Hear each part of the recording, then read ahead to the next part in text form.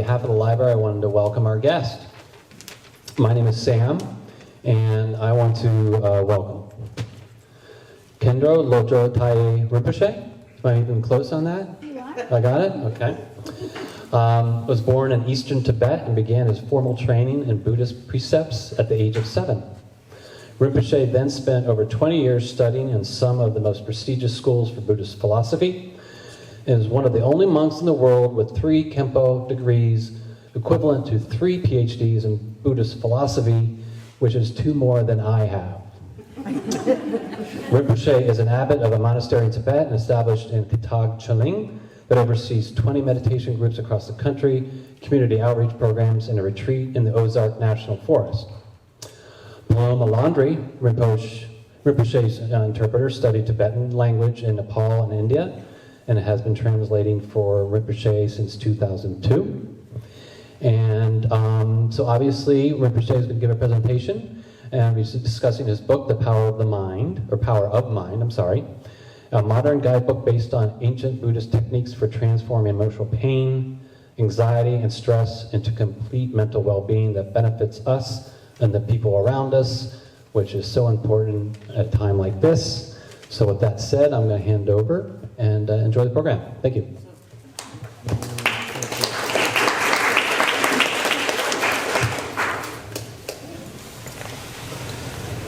Oh, yeah, Danny, I think you don't understand my language, so therefore no problem. You know, I don't have microphone, no problem. Anyway, you don't understand my language, Tibetan, I mean. Danny is Danny, Danny, Deron, Dinala, ni book talking, Shaya Dela, ni Tamboka. Publishing share book ten, teacher la casa cala no yo, teni zambulon la teaching no yo, teni teron de la lepson, teni teron to sacha chong chong re, teni ndedi ke, huizong kan chenbo yekbo mzibo, nga casa ka mambo ro song tende yekhu ching tong song. Dedi hali pa ji kyan zo mixer wa ching do ki nong la teron kyan zo di Kwenzo Kongo nga so nyam chik to de yung juk songa tang nga yung de la di nang to kong su jen dak shi songa de la nyang tak pa ni teni tuk ji che jiwa yin teni kērang so yang cha tsama tem di che to yung songa de la yang teni nyang tak pa ni tuk ji che jiwa yin. So Rinpoche said I'm going to be talking about my new book called The Power of Mind. And this is the first time I've ever published a book. And so I've been traveling around the country and also in many different parts of the world sharing its message. And I'm really happy to have this opportunity to be here with all of you tonight and to be able to speak about it here on this beautiful and quite small island. And yet you have one of the nicest libraries that I've seen and had the good fortune to speak in. And so I'm really happy for you that you have such a beautiful space. And I want to begin by thanking the library for hosting us and the bookstore for co-hosting us for this event. And all of you for coming. I'm absolutely delighted to have this opportunity to be with all of you here tonight. So. Shirtangi ngamadi tongtir nang di nang la town la public talking sha nyong teni ngalan de group yore ma teni yore lo ma po nga di shula yong so teni nga so ma po ngo khibare teni nga po ngo mo khibare nga nguni sha na ngama ni lo pacher teni ni tong samjini yong yore teni da tang po ngo ma ngande la shok lam kan ka danjin jim kan te chigyo teni nga tu sali bal zendina la yo teni ngi tuje che jwa yen o te di reze.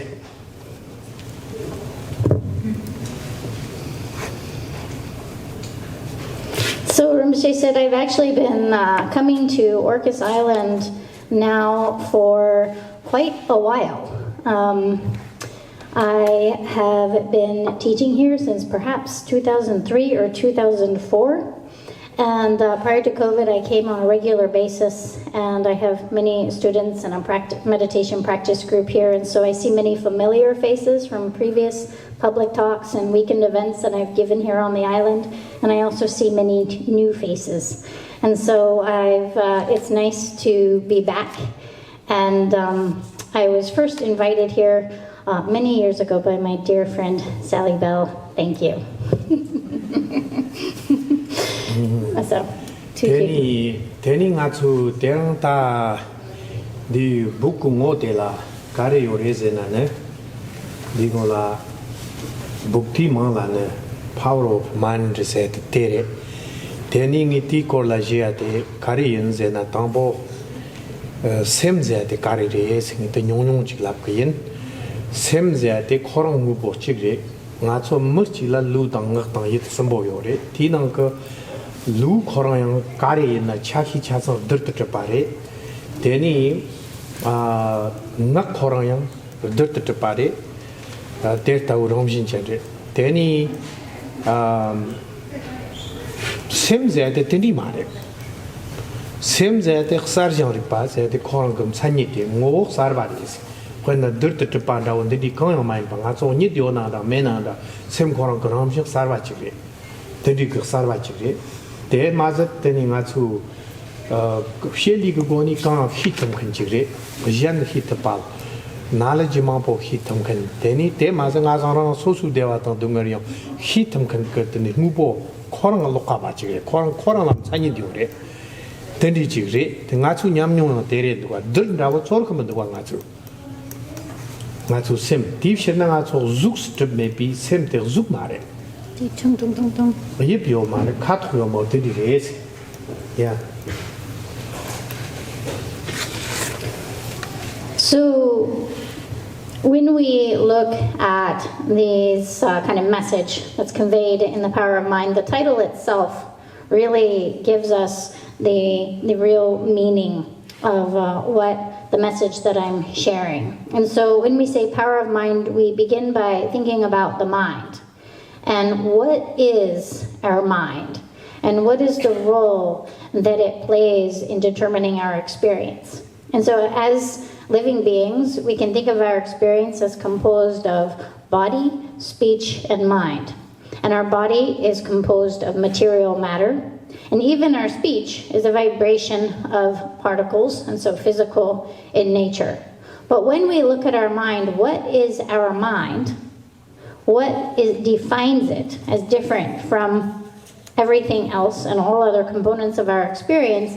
Our mind can be defined as being what is conscious and knowing. Its kind of essence is that it's consciousness. And that is different from any material atom or particle or matter, whatever you want to call it these days. I don't know how small they are anymore in English, but basically it is not material. And it is constantly present in our experience, whether we're sleeping or awake. And so our mind is defined as being conscious, and it's a clear conscious experience that we have of consciousness. And then knowing is that it is capable of knowing all knowable things. We can study and learn and understand anything. Not only is mind capable of knowing all other things, but mind also knows itself. And so it's self-aware. It knows its own experiences of happiness and suffering. It knows when it's experiencing like those. The material matter, material particles don't know anything. They are unknowing. They are not conscious, and they are not knowing.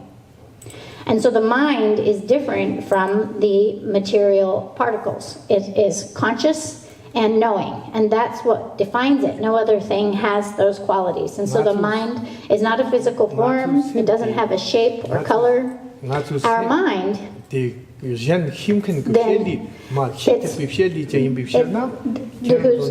our mind, that has the capacity to know others, that's its function, as it can know any knowable object. is kind of exemplified by this library here. All of these books are knowable things. You can know that much. And so the library is a great example of the functioning of our minds. And so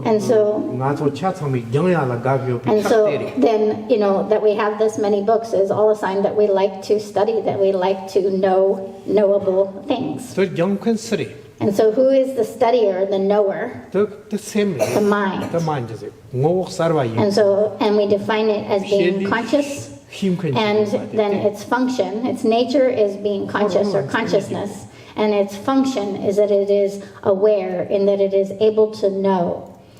And so then, as you're already kind of know, then in terms of our Western science, there's still a lot of knowledge that they're trying to gain about the mind, and have not yet determined exactly what the mind is. Some say that it's a function of the brain. Some say that it isn't. Some say that it's like brain waves. And so there are lots of hypotheses about what the mind is. From the Buddhist perspective, we have had a definition of the mind for almost 3,000 years now that continues to hold water. And so we talk about the mind as being not material matter, but being what is conscious and knowing. And we, each of us, experience that. If we observe the mind, we can experience then that our mind is not a material particle. It's not material matter. It's immaterial. Nobody looks at the mind and thinks it's material. Rinpoche said, I'm definitely not looking at my mind and thinking, oh, it's a material object. It has these particles. Not at all. So even our own experience then establishes that our mind is conscious and aware and is immaterial.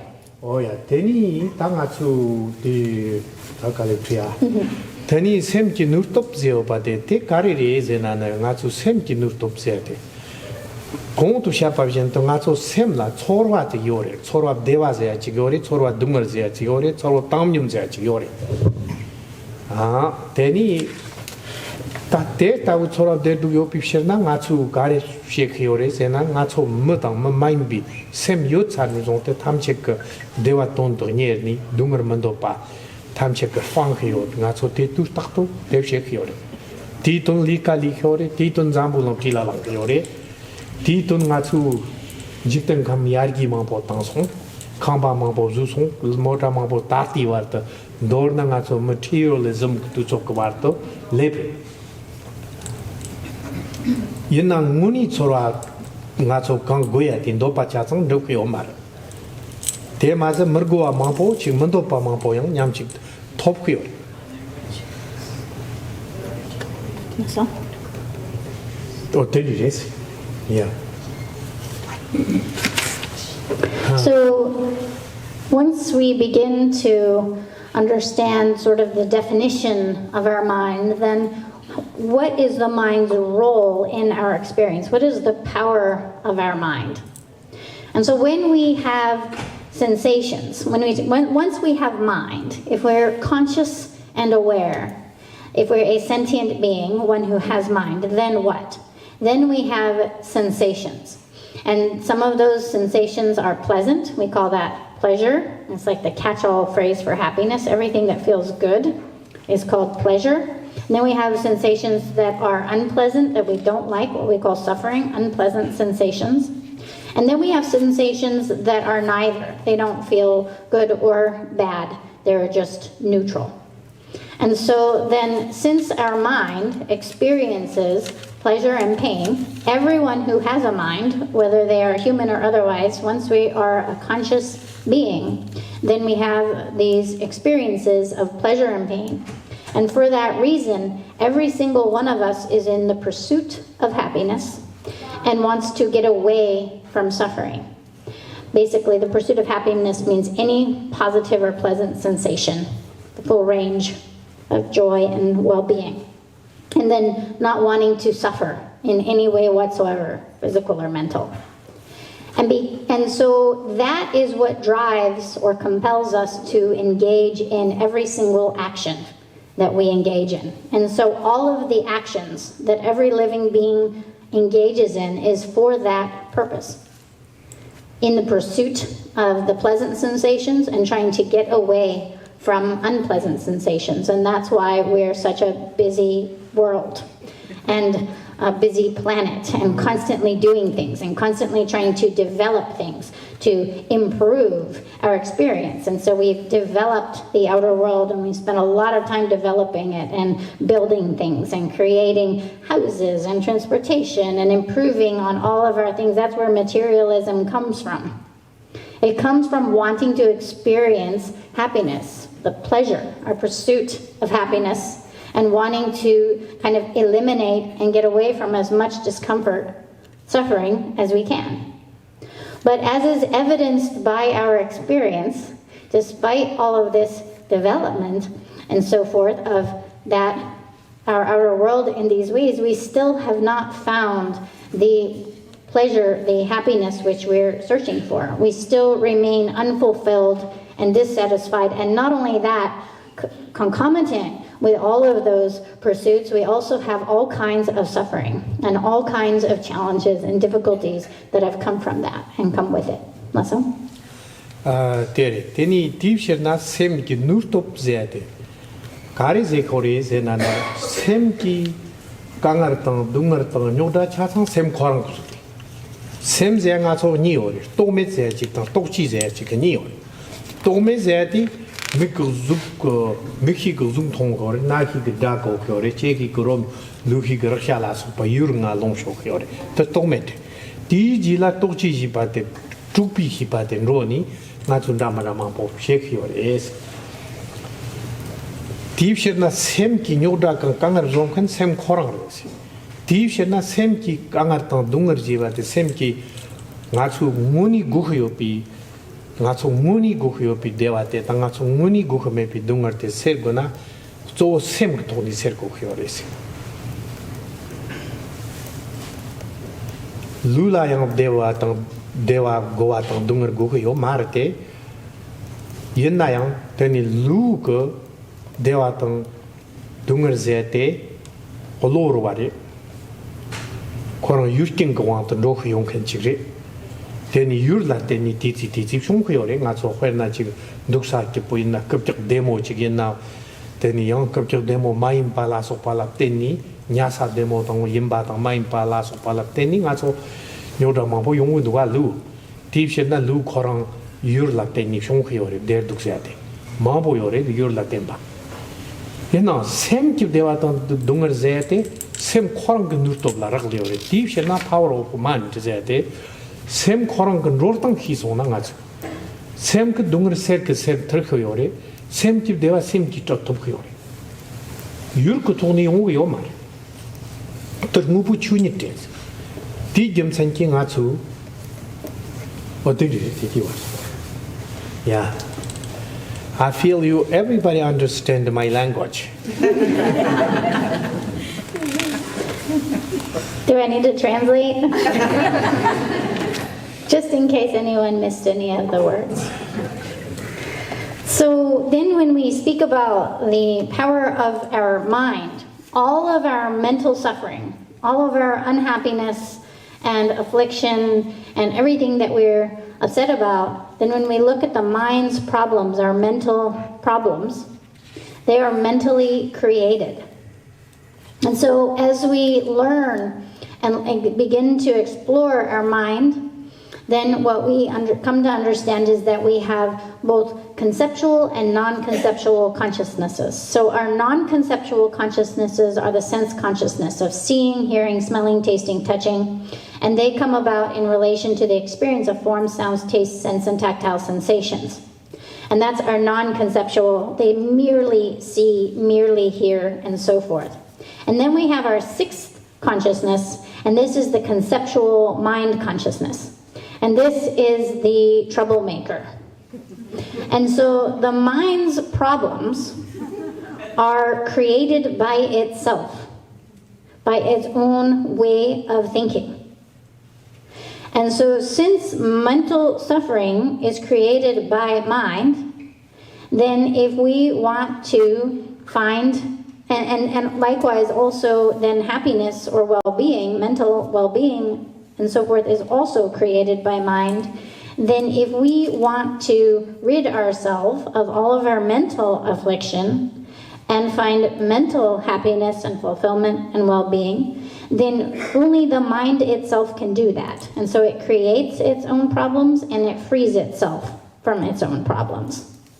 The external circumstances, the conditions of our outer objects and so forth, primarily are for our physical well-being.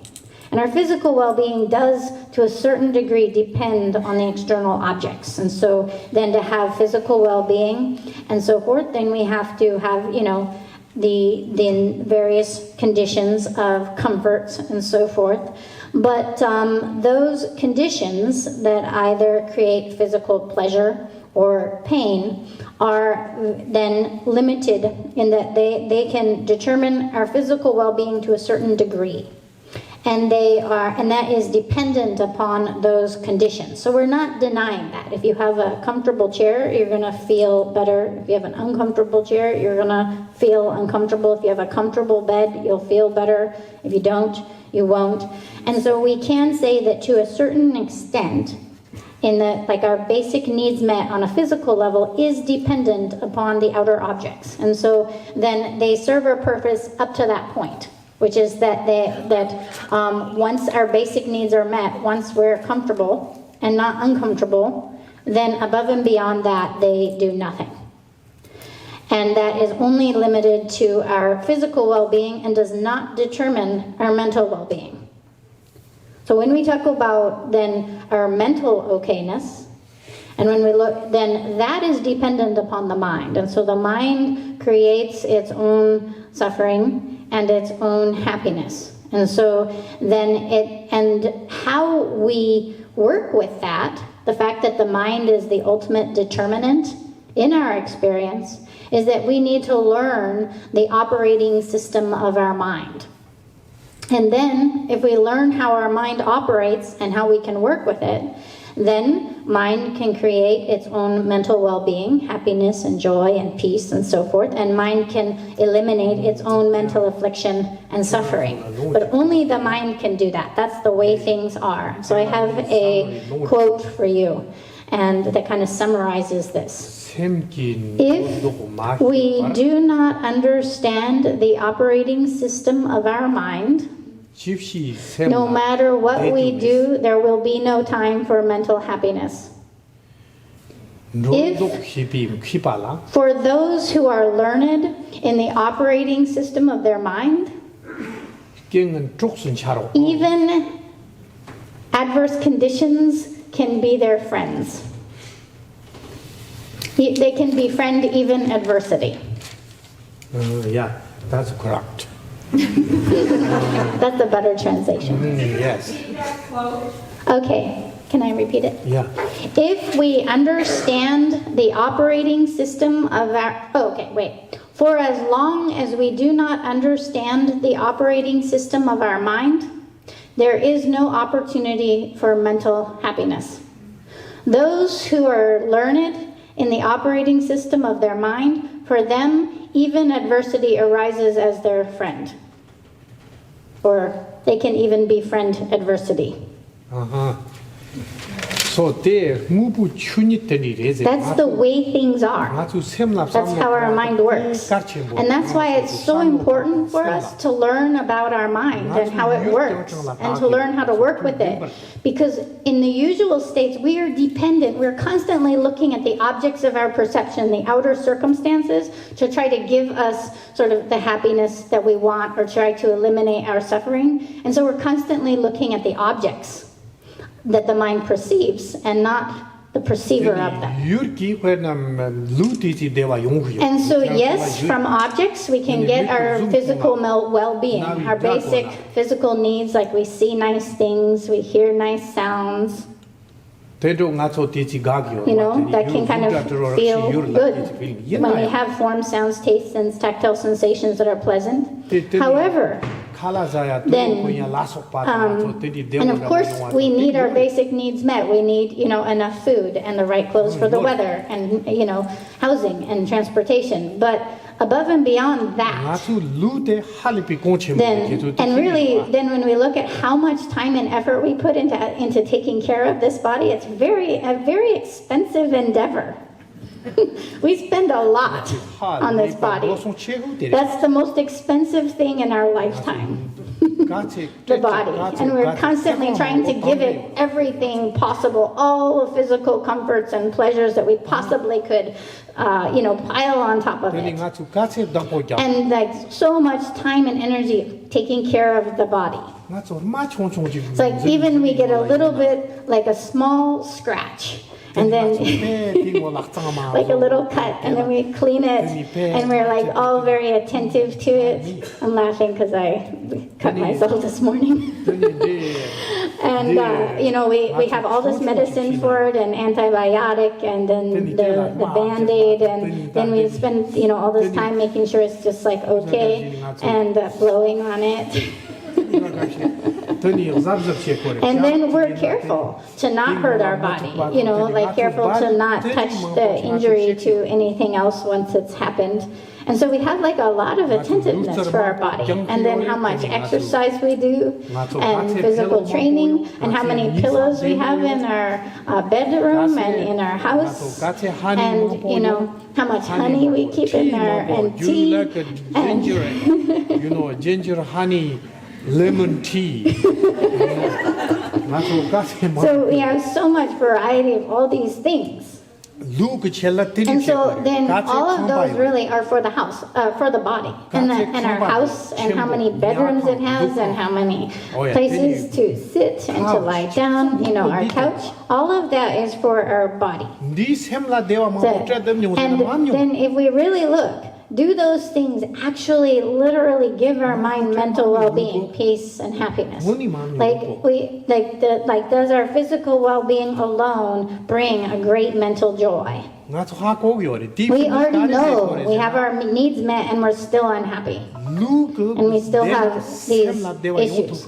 So physical well-being, being able to have our basic physical needs met, does not ensure that our mind will have happiness. But our mind, and it does not get rid of our mental suffering. Okay, I'm going to write this down.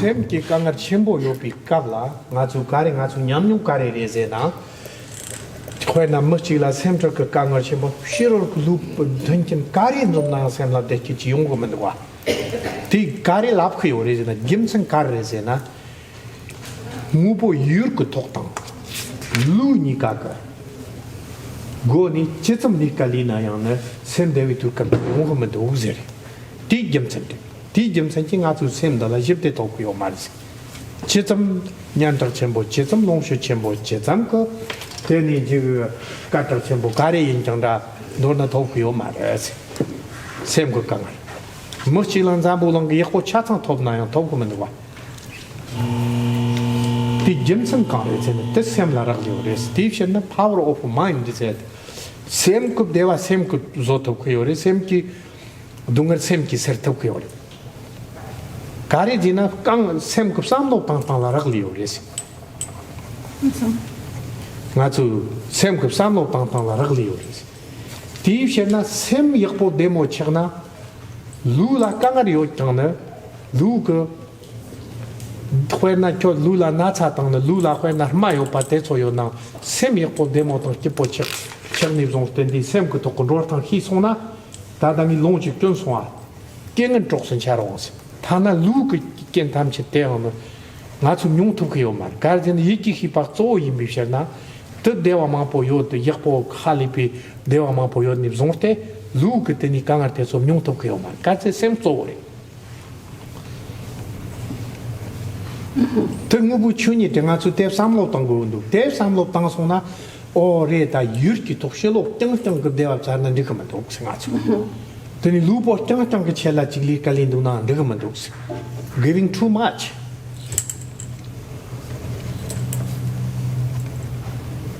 ni kar lab khore jena power of mind 저자 때 same 코랑 그나라 리칼리고 혹시 어디리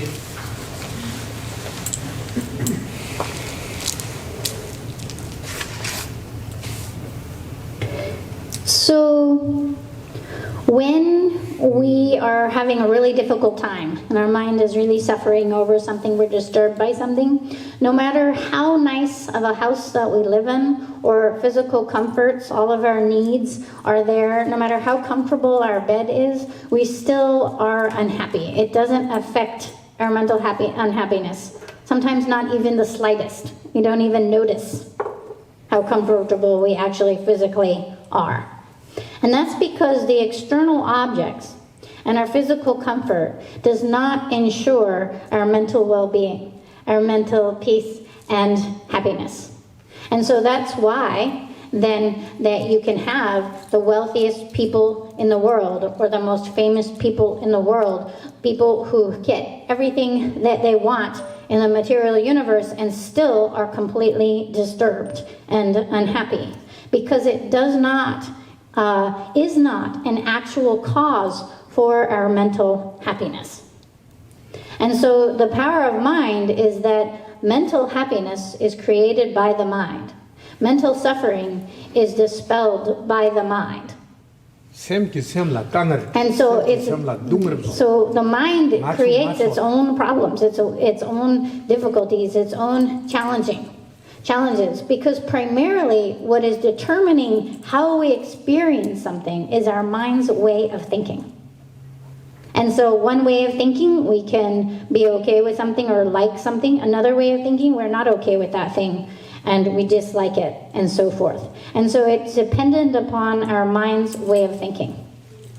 Not only that, not only is our mental well-being, like what the external things can give us, extremely limited and doesn't necessarily mean that we're mentally happy, but conversely, when we have a lot of mental joy and well-being, then the amount that we suffer over our physical discomforts, like say for example if we are sick or have an injury, then that actual ailment isn't so much what determines how much suffering we have over it, but our mind. And so if we understand how our mind operates, then even an adverse condition, a discomfort, we can befriend it. And so conversely, when our mind has a well-being, then it affects our physical well-being. And in fact, even when we have painful circumstances, then we can greatly reduce how much pain we have and how much we suffer over it. Maybe we don't even experience it, even though then we may have some sickness or other. Because if the mind has its own mental well-being, that overwhelms then our physical experience. It's much stronger and much more powerful. Because, why? Because happiness and suffering are a mental state. And they're up to the mind. They're a sensation. Sensations are consciousness, they're mind. And so other than your mind's feelings of pleasure or pain, happiness or suffering, is there a sensation that exists externally that's not your mind? Happiness and suffering are a way of thinking.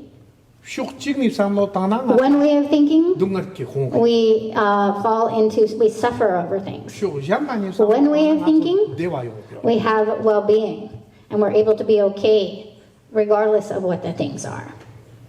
The mind is the most powerful factor in our experience, and it can give us the greatest amount of suffering we'll ever have in this life, and it can also give us the greatest joy that we'll ever have in this life. We don't need a huge external reason to experience great joy, mental well-being. It makes it itself. It can generate it itself. So the thing is that we've built habits in our mind. So for example, like when we have lots of issues, and these days we have so many issues, whether it's between two countries, two different nations, or two different groups, 대니 가서 two different communities, in between two different individuals, in one single household, between parents and children. Thank you so much. You guys taught me a lot about this country. So, there, we have so many issues. What is the source of our issue? Is our mind. It's mentally created. Our mind. Our mind has determined and built a habit for disliking certain things, and it's like, I'm not okay with that. And we build a habit for that, and we reinforce that habit, and we think about all the reasons why we don't, and we keep believing that it is that the object is determining it versus actually our mind's way of thinking and relating to the object, and we keep going with that, and then we really dislike it, and as much as we dislike it, is how much we suffer over it. And whatever our mind habituates to, that's what we experience. So whatever mental habits we have is going to be the majority of our mental experience. It's the easiest way to go. And so these days, what I'm telling everybody, so in the book, there's lots of methods for working on the mind, what we call mind training. And especially there's an emphasis on how to carry adversity onto the path, how to befriend it, to transform it into positive thoughts and emotions. However, these days, one very simple, like kind of appetizer to the mind training in the book, an appetizer thing to work with on our mind is stop hating. And what that means is stop reinforcing your dislike, the habit to dislike. So what happens is we think I don't like it, and then we keep feeding that. And then we don't like the news, we don't like the country, we don't like the politics, we don't like this person, we don't like that person, we don't like this object, we're not okay with this, we're not okay with that. And every time we dislike, you're building a habit for dislike in your mind. And then what happens is, and to the degree that you dislike is to the degree that you have unhappiness and suffer over things. As sensitive as the mind is, as habituated to dislike as it is how easily you're going to be harmed over things. So when we're overly sensitive, we have that, then it means we're vulnerable to harm, like more things will harm us or disturb us than for someone who's not. And that's all a way of thinking. And it's all about that habit of the mind. Yeah. No, the pacha digir natanda ditese kakadalder. And so then how do we begin to change that habit? This is just a simple practice. To cultivate then what's called the practice of patience, which means I'm okay. Every day. Think no matter what happens, no matter what unfavorable or circumstances occur, I'm going to be okay. I can bear it. I can tolerate it. It means I don't be disturbed by it. And we make a commitment to that. And then with the little things, we just let go of it and we're like, I'm okay. And then you're building a habit for being okay. And then what happens is you become more and more tolerant. And you do that over days and weeks and months, then lots of things won't disturb you anymore. And then even like the big things won't be as difficult to work with. And that's just one way of thinking. That's like one, and it can greatly affect our experience just by building a different habit, a habit for tolerance versus sensitivity. And that is the power of our mind. So that's the first advice I have for you. Stop the dislike. Stop hating.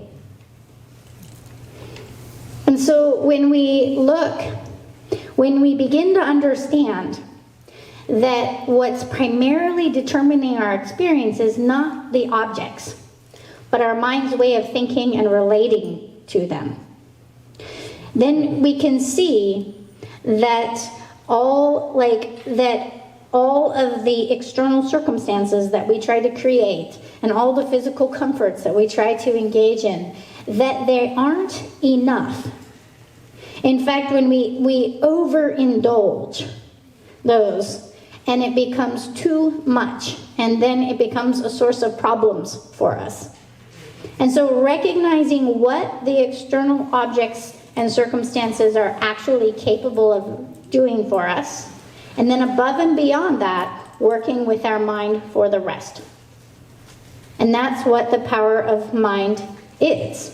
Our mental well-being is dependent upon our way of thinking and learning how it works. Our mind, do you know, our mind is a repository of positive qualities. It's a resource for all positive mental states and experiences. Okay, see this flower? For example, there was a seed for this flower here. And that seed had the potential to become this beautiful stem that eventuates in this very pretty flower that's got a nice color and a sweet scent, and it's soft to the touch. And sometimes you have flowers that are multicolored. And so forth. Where did that come from? It was the potential of the seed. Okay, so our mind, if we understand how it operates and begin to work with it directly, then we have these seed potentials for numberless positive qualities and mental states, experiences that are present within our mind. Like a seed. The potential is there. Sometimes I think like our mind and its positive potential is like, it's just like sparkling there. Our mind's nature is pure. Its natural state is peaceful and a state of well-being. And all the qualities reside as the innate potential of our mind, like a sparkling. It's just sparkling there waiting for us to mine it. Just like a seed for a flower then has all the potential for the beauty of the flower. That is, it's an innate potential. So that really is our mind. That's who we are. Our mind has the potential for loving. It is inherently loving kindness. It is inherently compassionate. It is inherently, then has that potential for authentic wisdom that sees true nature and for meditative absorption and all of these positive mental states that bring peace and well-being. However, temporarily, due to the conditions, then we aren't experiencing our mind's potential. Or at least very limited, very small amount of it. So what we need to do is to access the potential of our mind, and by doing so, to make evident its natural state, which is peace and well-being and a state of positive qualities.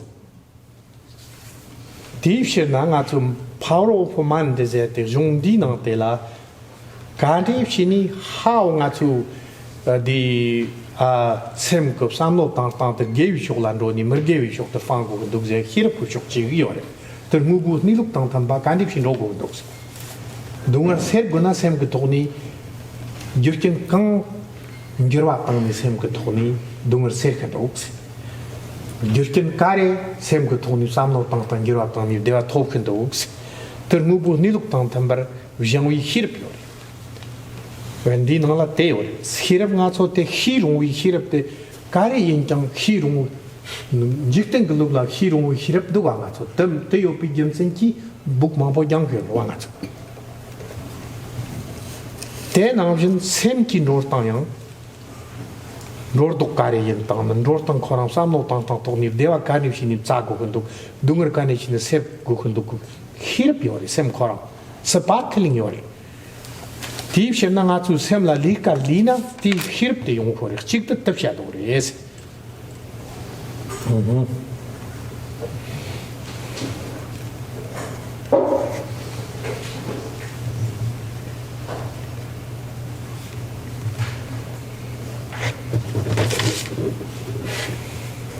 So the power of the mind is a manual for learning about our mind and our ways of thinking. And through learning how to work with that, then to cultivate our positive thoughts and qualities, and to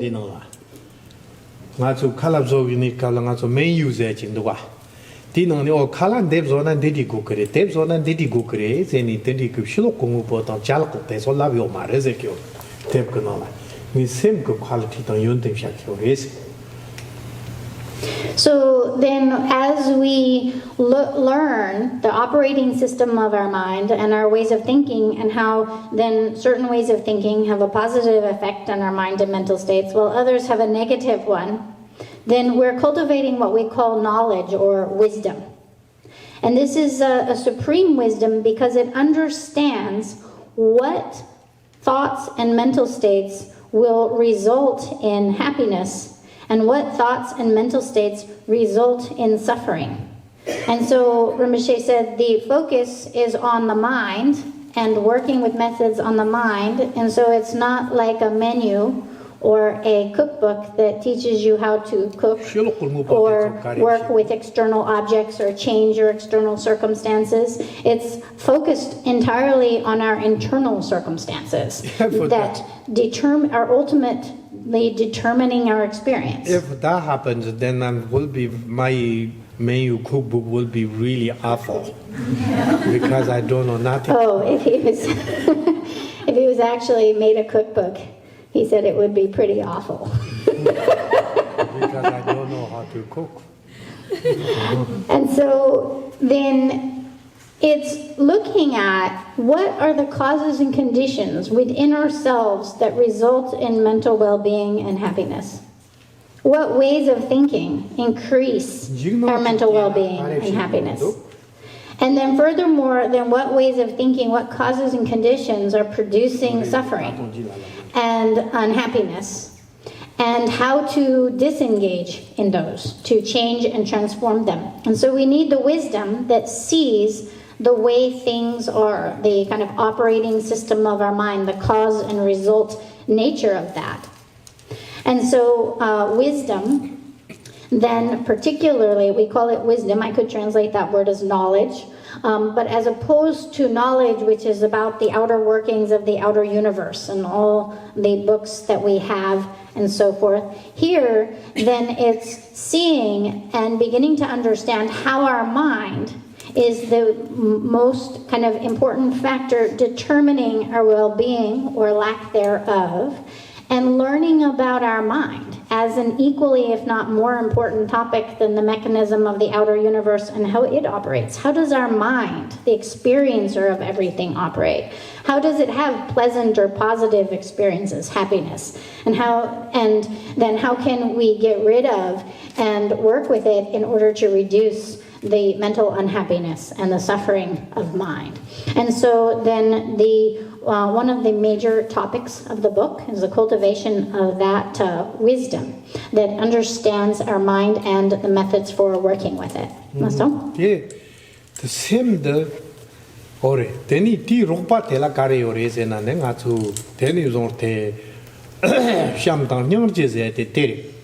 Shirap ko ropa la te ore. Sham nyang je ze ti kare yong kyo re se na ne. Sham nyang je ze te shie pa jang ki ton tu samo pang yod la. When na jen sem chen dam chi dewa tang dan do te thola nga chu chewa yod ni ti thoni dewa dan do tang dungar ta pran do kulo yor. Tela dewa tang dan do sham ba zere dungar ta pran do nyang je zere. Nyang je zena di no shu ko mar ku samo tang nyang je te ma re. Teni te kun de yo ma ze ti tang la te chi pu samo tang do na chorwa jen ki dungar nga chu chor ni myong do na tela rang la dungar ma pu na song ho yore.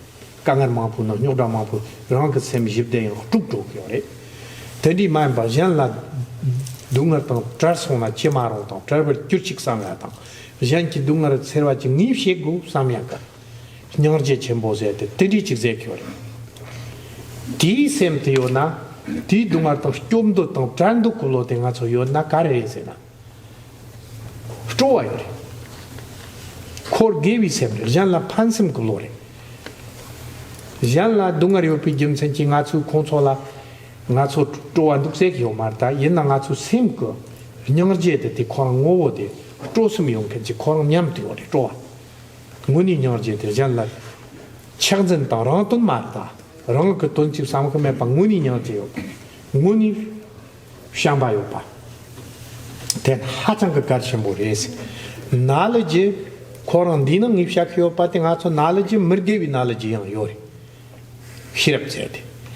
Then he gave knowledge. Dino, if Shakio patting out to Sim Dortante, Carrezena, gave it knowledge, Shirap, and Chok to Kiruism Terry. T. Rumpatela, Shirap Tongue and Dicamanes. Around on Tangent to Nika Gukiona, Shirap Tane, Nurje Chimbonica, Yam to drink, do Samba on Samba zone you can yam to Kuris. T. Shirap Tang Samba zone Yona, Nika Karala Pantokori, Nika Kajala Pantokoyores. Not to send the jib de woman, so I didn't stone the Niki Goni Zogior. T. Goni Samlo Pampa Chatham in the no shadow is what they.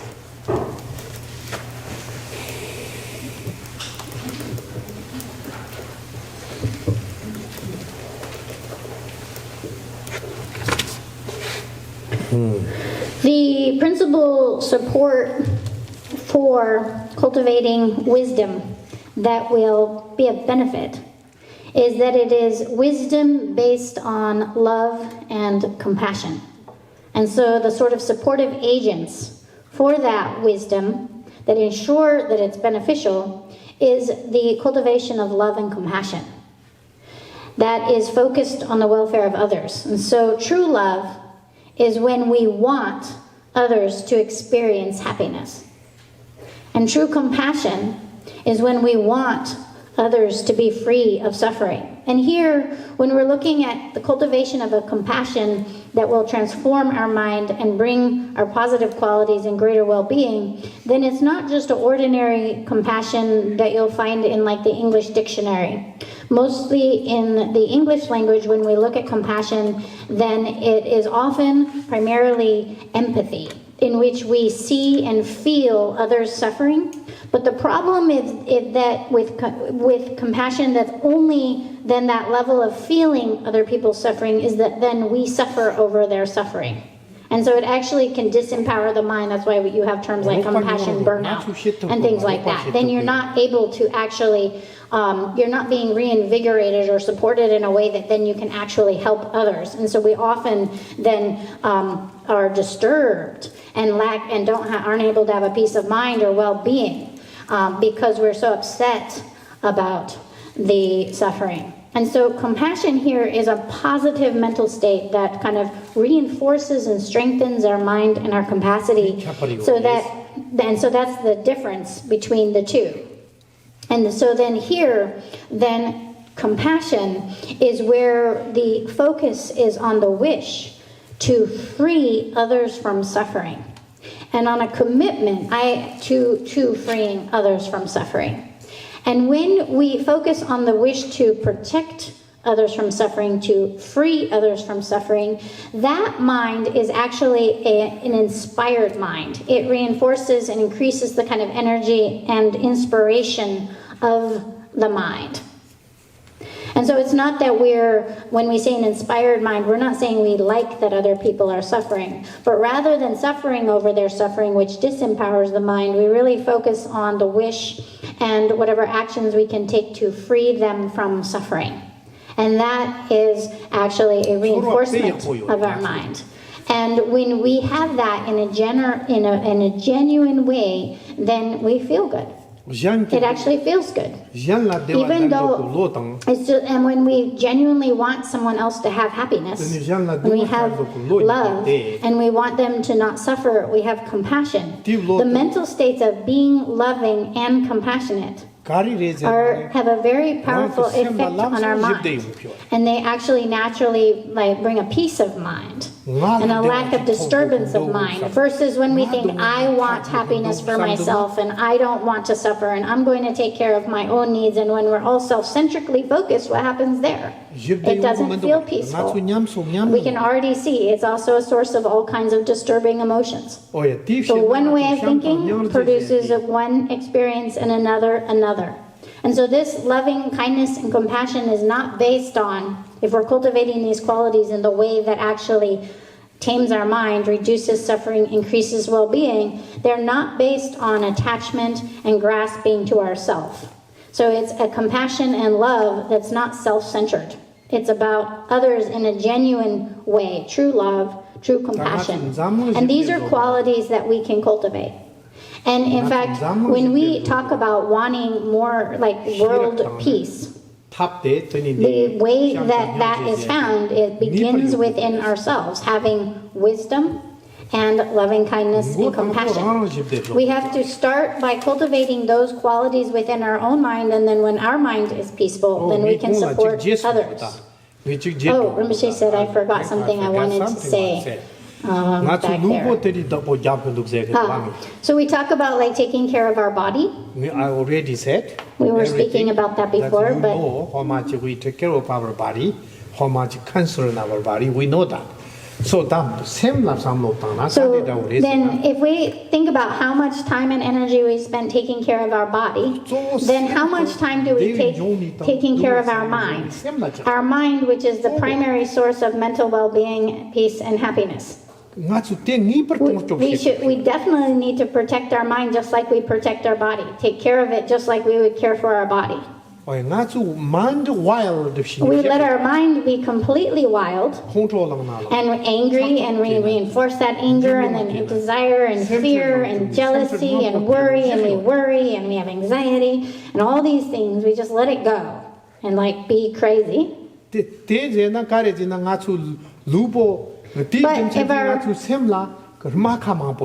so essentially then we're enabling our mind to be like covered in injuries and sores, and it's vulnerable, and constantly every little thing hurts it. It gets upset so easily. And so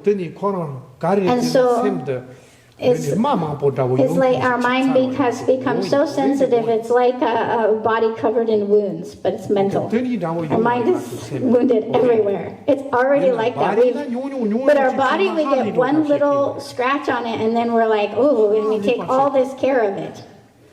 So look at the difference. But more important than our body and our well-being is our mind. And yet we put such little emphasis on it. Our mind is the true source of our happiness and true source of suffering, and yet how much time do we spend working on that, protecting that? So that's what mind training is. How can you take care of your mind? How to take care of our minds. And that's what this book is about, the methods of how we take care of our mind. And that primarily it has to do with changing our mind's way of thinking, and then we change our experience. So then we cultivate wisdom that sees, like what actually will benefit us. And, also then how can we help others? And why is it that when we think of the benefit of others, it actually benefits us? That we're like the first recipient of benefit of an altruistic or positive, kind heart. And so then both the wisdom and kind-heartedness go together. They go hand in hand. Love and compassion alone is not enough. So we have a kind heart, but then we don't know how to increase our qualities and benefit for ourselves and others. We lack the wisdom. So we need wisdom. Wisdom alone is not enough. If we have lots of knowledge, but all it is self-centered, and it's just focused on our minds and on ourselves, then we have a huge fixation on our self-clinging or self-cherishing, and it actually is so big it prevents us from being able to be okay. So it goes beyond the measure of well-being, and therefore we're totally sensitive because we've over-fixated on ourselves. And so then wisdom alone, knowledge alone is not sufficient. We need the support of a kind heart that is not focused on ourselves but focused on others, and that's actually how we benefit ourselves, and of course it's how we're able to more deeply benefit others. So if we know the tools of cultivating wisdom and loving kindness and compassion, then how do we use those qualities in our mind when we have negative emotions, like for example, if we experience fear 센터 랑나 가르치고 or if we're worried about something. 오케이 나초 몰라 So, 말가나 or 가르치고 if we dislike someone. 텐디 그 So whenever we have negative thoughts that disturb our minds, then how do we work with those but to cultivate those positive qualities? Or if it's an external circumstance that's unfavorable, that seems to be happening to us, then how do we work with that in our mind? How do we change our experience around that in our mind? These days especially, we're in such a turbulent time with so much turmoil. It is absolutely indispensable that each of us learn how to work with our mind, that we own our own minds. And that's what this book is about. That's the primary topic. And that's what it means when we say the power of mind. That's all. So then in conclusion, I just have one final thing I'd like to share.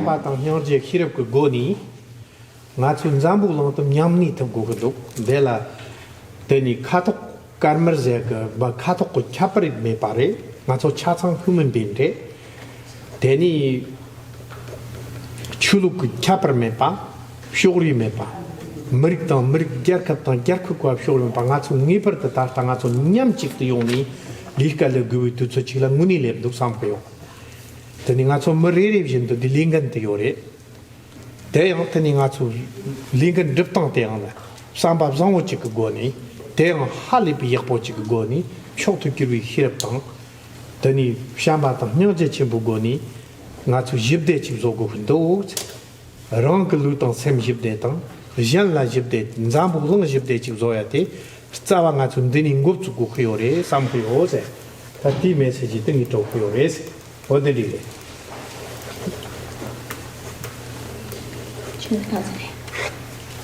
tukta tukse ya pe So when we want to change ourselves and our world, we have to begin within ourselves. And the principal tools are the developing of and increasing of these qualities of loving kindness, compassion, and wisdom. And as we generate that within ourselves, then we want to bring that to our outer world, because especially now, more than ever, we need to find common ground and harmony with other living human beings, where it's not based on our judgments and biases and preferences. It's not based on ethnicity, color of our skin, our sex, what tradition we might have faith in or not, our culture, or our country. All of those preferences and biases and judgments come from selfishness, comes from cherishing and grasping to self and focusing on ourselves as, the principal focus. I need this, I want that.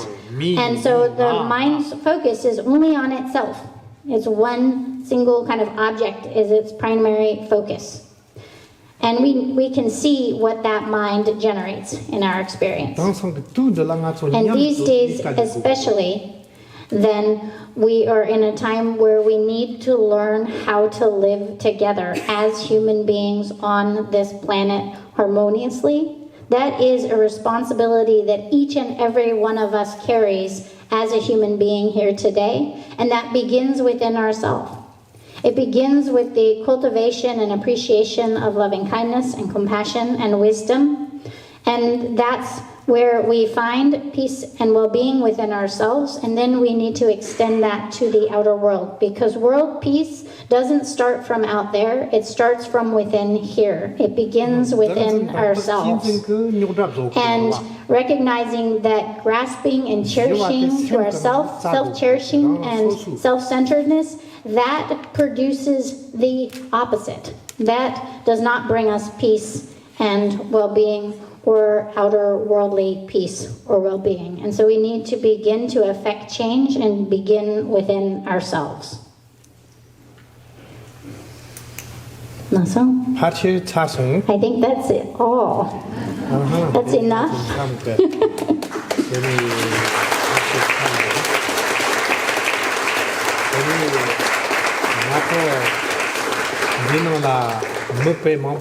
Thank you. So many, there's so many people here tonight. I'm just really pleased. And we had so much help. And both the local practice group and here, they contributed as well as our hosts and sponsors. And so thanks to all of you who put effort into making this talk happen. Thank you. So thank you. Yeah.